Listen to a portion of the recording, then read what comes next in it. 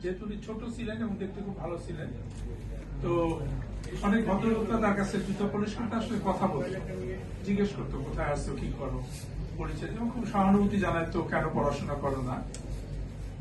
কিন্তু যখন মানে সবকিছু গল্প টল্প করার পরে সহানুভূতি জানানোর জন্য টাকা দিত, তখন খুব জোরাজোরি করতো কত কম দেওয়া যায়। এটা পেলে খুব চমৎকার ভাবে লিখছেন, সুযোগ পারা তারা পড়ুন, তারা পড়েননি। এই জন্য বললাম, এই জন্য যে আমারও আনন্দ ভাই যখন বলছেন যে 84 বছর, আমাদেরও তো 67-68 বছর চলতেছে।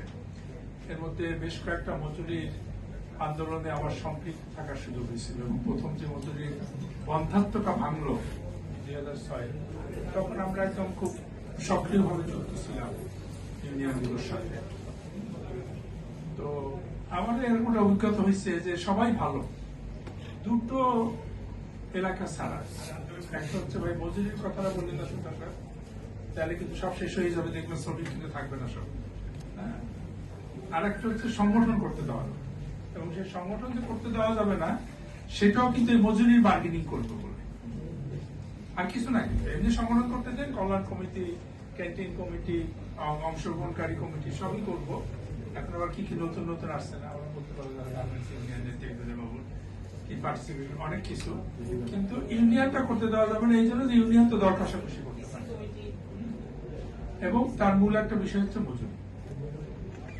সেজন্য এটা একটা কেন্দ্রীয় বিষয়, এবং এটা ফয়সালা না হলে শুধু শ্রমিকদের অধিকারের ব্যাপারটাই না, শিল্পের পরিচালনা এবং জাতির যে অন্যান্য ক্ষেত্রে যে জাতির যে পরিকল্পনাগুলো আছে, সবগুলোই আপনার বাধাগ্রস্ত হবে, এবং সবগুলো একটা বন্ধাত্মের মধ্যে হবে, একটা তুগলকি অবস্থার মধ্যে চলবে। এটা ফয়সালা খুব জরুরি।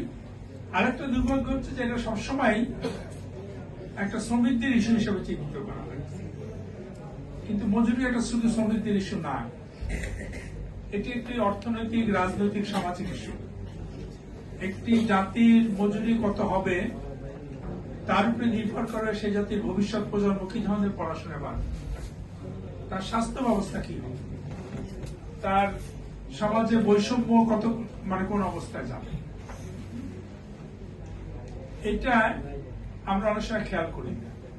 আমি এই জন্য একটু বলবো যে প্রথমত মজুরির যে টোটাল বয়ানটা, টোটাল যে বিষয়টা, এটাকে জাতিসংঘ পরিষ্কার করা দরকার, যে এটি শুধুমাত্র একটা সেক্টরের বা একদল ব্যক্তির বা একজন শ্রমিকের ব্যাপার না, কিন্তু এবং এই ব্যাপার যে না, এটা আধুনিক বিষয় না। আমার আগের বক্তব্য বলেছেন অধ্যাপক সাহেব যে এটা বহুদিন ধরে চলে আসছে, যে মজুরির অধিকারটা একজন মানুষের, একজন শ্রমিক মানুষের একদমই প্রথম মৌলিক মানবাধিকার, এবং সার্বজনীন ঘোষণাপত্র যার মাধ্যমে পৃথিবীতে সব সংবিধানগুলো যার ভিত্তিতে রচিত হয়, সেখানে কিন্তু বলা হয়েছে যে মজুরি একটি মানবাধিকার। বাংলাদেশের সংবিধান এটা খুব স্পষ্ট করছে যে মজুরি কিভাবে দেখতে নিতে হবে, এবং এটা সরকার, রাষ্ট্রের অন্যতম অবশ্য কর্তব্য করেছে। এটা এই জন্য তিনটে বিষয় আমাদেরকে একটু মাথায় রেখে আমরা আগাই, যেহেতু একটা আমাদের অনেকগুলো আলোচনা এখন শুরু হয়ে গেছে। জাতীয় ন্যূনতম মজুরি আমাদের আপনার কমিশনের রিপোর্ট ছিল তিনটি। একটি হচ্ছে জাতীয় ন্যূনতম মজুরির ভিত্তি নির্ধারণ করা, আরেকটি তার ভিত্তিতে সেক্টরাল মজুরি নির্ধারণ করা মানদণ্ড, আরেকটি হচ্ছে পেশা ভিত্তিক। বাংলাদেশে প্রচুর পেশা শ্রমিক আছে যারা বিভিন্ন ধরনের পেশায় নিয়োজিত, তাদের কোনো বিশিষ্ট শিল্প নাই, তাদের।